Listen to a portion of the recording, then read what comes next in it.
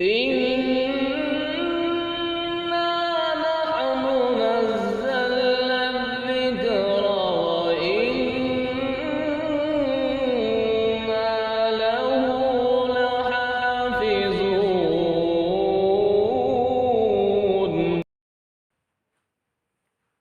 أعوذ بالله من الشيطان الرجيم. بسم الله الرحمن الرحيم. ألم تر إلى الذي حاج إبراهيم في ربه أن آتاه الله الملك إذ قال إبراهيم ربي الذي يحيي ويميت قال أنا أحيي وأميت قال إبراهيم فإن الله يأتي بالشمس من المشرق فأت بها من المغرب فبهت الذي كفر والله لا يهدي القوم الظالمين. صدق الله العظيم. الحمد للہ رب العالمین والصلاة والسلام علی سید المرسلین وعلی آلہ واصحابہ الغر المیامین. اعوذ باللہ من الشیطان الرجیم. بسم اللہ الرحمن الرحیم. الم تر الی الذی حاج ابراہیم فی ربہ ان آتاہ اللہ الملک. اس سے پیشتر آیت میں یہ بتلایا گیا ہے کہ مومن کا حامی و مددگار اللہ ہوتا ہے اور وہ اس کو ظلمات سے، تاریکیوں سے نور میں، روشنی میں لے آتا ہے. اور کافر کے حامی اور مددگار طاغوت، شیاطین ہوتے ہیں جو اس کو نور سے، روشنی سے، ظلمات میں، تاریکیوں میں، اندھیریوں میں لے جاتے ہیں. اب یہاں اس رکوع میں 3 واقعے بیان کیے جا رہے ہیں اور ان 3 واقعات سے، 3 مثالوں سے اس حقیقت کو واضح کیا جا رہا ہے. پہلا واقعہ اس شخص کا ہے جس کے سامنے حق کے دلائل پوری قوت کے ساتھ بیان کیے گئے اور وہ اس حق کو سمجھ بھی رہا تھا، لیکن اس کے باوجود اس نے اس حق کو جھٹلایا، ٹھکرایا، کیونکہ شیاطین اس کی مدد کر رہے تھے. وہ اپنی نکیل شیاطین کے حوالے کر چکا تھا، شیاطین کے ہاتھ میں ہاتھ دے چکا تھا، لہذا وہ روشنی میں نہیں آیا، ہدایت میں کی راہ پر نہ آ سکا. اور اس کے بعد 2 واقعے بیان کیے گئے ہیں ان اللہ کے بندوں کے جنہوں نے اللہ کو اپنا سہارا بنایا اور اللہ نے ان کو تاریکیوں سے نور میں لے آیا. بہرحال یہ واقعہ جو سب سے پہلے بیان کیا گیا ہے یہ حضرت ابراہیم علیہ السلام کے زمانے کا واقعہ ہے اور نمرود بادشاہ کا واقعہ ہے. یہ نمرود وہ بادشاہ ہے جو حضرت ابراہیم علیہ السلام کے زمانے میں عراق پر حکومت کر رہا ہے. اور کبار تابعین میں حضرت مجاہد کا بیان تو یہ ہے کہ یہ وہ بادشاہ ہے جس کی پوری دنیا کے اوپر حکومت تھی. 4 بادشاہ ہوئے ہیں جنہوں نے پوری دنیا پر حکومت کی ہے. 2 مومنین میں سے ہیں، 2 کافروں میں سے ہیں. حضرت سلیمان اور ذوالقرنین یہ 2 مومنین میں سے ہیں جن کی پوری دنیا پر حکومت رہی. اور 2 بادشاہ کافروں میں سے ہیں، ایک یہی نمرود اور دوسرا بخت نصر. بہرحال یہ نمرود وہ بادشاہ ہے جو اپنے آپ کو رب بھی سمجھتا تھا اور یوں سمجھتا تھا کہ اس زمانے میں جو دیوی اور دیوتا ہیں اور بلکہ سورج جو خدائے اعظم سمجھا جاتا تھا اس کا یہ اپنے آپ کو اوتار سمجھتا تھا، اس کا مظہر اس دنیا میں سمجھتا تھا. اور جیسے ایک معبود کی عبادت کی جاتی ہے اس طرح سے اپنی عبادت کروایا کرتا تھا. اس کا ایک عرش تھا، اس کے اوپر ہی جلوہ افروز ہوتا تھا، لوگ اس کے سامنے سجدہ کرتے تھے، دعائیں کرتے تھے، یہ سب کچھ ہوتا تھا.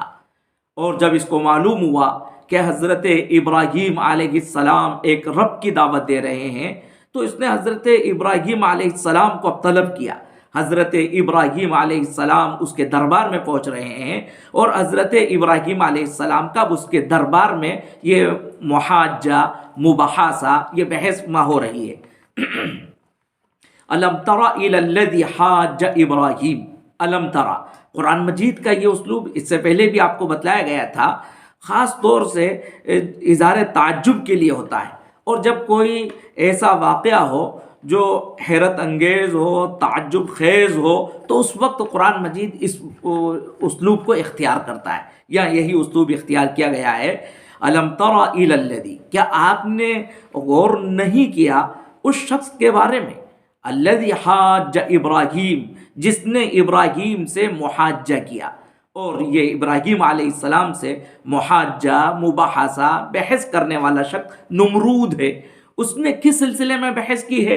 اسی کو یہاں ذکر کیا گیا، فی ربہ، رب کے وجود کے سلسلے میں.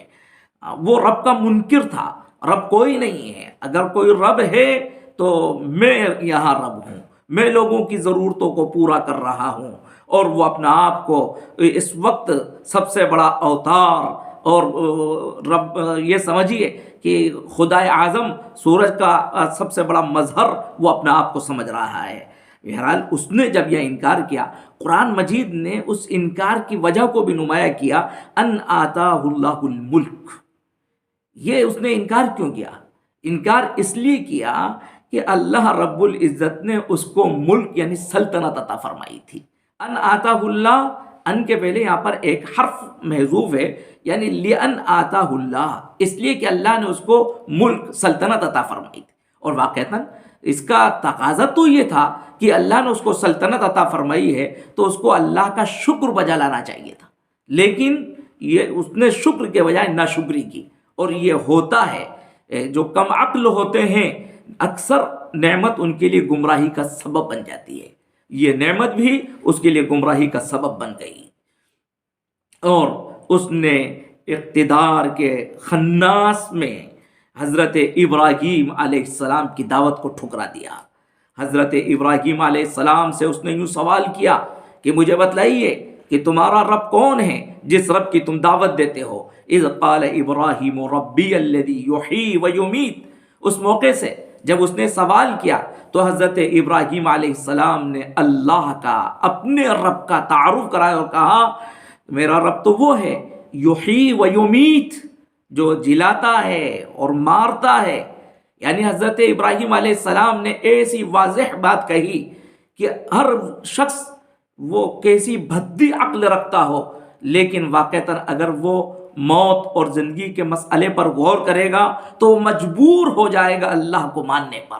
یہ ایسی بات ہے، ایسا واضح مسئلہ ہے جس سے کسی کو انکار نہیں ہو سکتا ہے. حضرت ابراہیم علیہ السلام نے وہی بات کہی، لیکن اس نے حضرت ابراہیم علیہ السلام کی اس بات کو ٹھکراتے ہوئے کہا قال انا احیی و امیت، کہ میں بھی جلاتا ہوں، میں بھی مارتا ہوں. اور اس نے جلانے اور مارنے کا اس مسئلے کو جو واضح کیا اپنے طور سے، وہ ایک شخص کو بلایا اور بلانے کے بعد اس کی گردن زدنی کر دی، اور ایک شخص کو بلا کر اس کی جان بخش دی اور کہا کہ میں بھی جلاتا ہوں، میں بھی مارتا ہوں.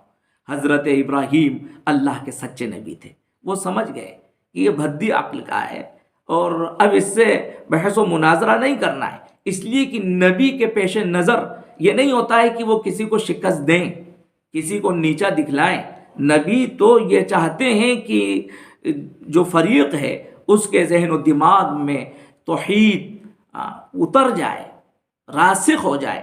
حضرت ابراہیم علیہ السلام نے دوسرا پیرایا اختیار کیا اور اس موقع سے انہوں نے کہا قال ابراہیم فإن اللہ یأتی بالشمس من المشرق فأتی بها من المغرب. حضرت ابراہیم علیہ السلام نے فرمایا کہ بے شک اللہ سورج کو مشرق سے لاتا ہے، تم اس کو مغرب سے لے آؤ. اور واقعتاً اس موقع سے حضرت ابراہیم علیہ السلام نے جو اسلوب اختیار کیا ہے وہ کیسا حکیمانہ ہے. اس میں ایک اس کے سامنے دعوت بھی ہے اور اس کے شرک کی تردید بھی ہے.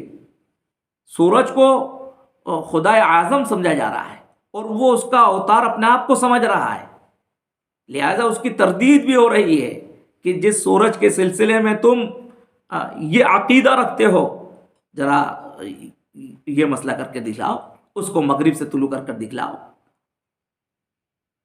اور اگر دیکھا جائے تو اس میں ایک لطیف طنز بھی ہے جو اس موقع سے حضرت ابراہیم علیہ السلام نے کیا ہے۔ بہرحال قرآن مجید آگے بیان کرتا ہے فَبُہِتَ الَّذِي كَفَرَ، فَبُہِتَ، وہ مبہوت ہو گیا، ہکا بکا ہو گیا، اور اس سے کوئی جواب نہ بن سکا۔ الذی کفر، یہ بھی قرآن مجید کی بہت اہم تعبیر ہے۔ یہاں یہ نہیں کہا گیا فبہت الکافر، بلکہ فبہت الذی کفر، اس کے مبہوت ہونے کی علت بھی بیان کر دی گئی۔ یہ جو وہ لاجواب ہو گیا اس کی وجہ یہی ہے، الذی کفر، اس نے کفر کیا۔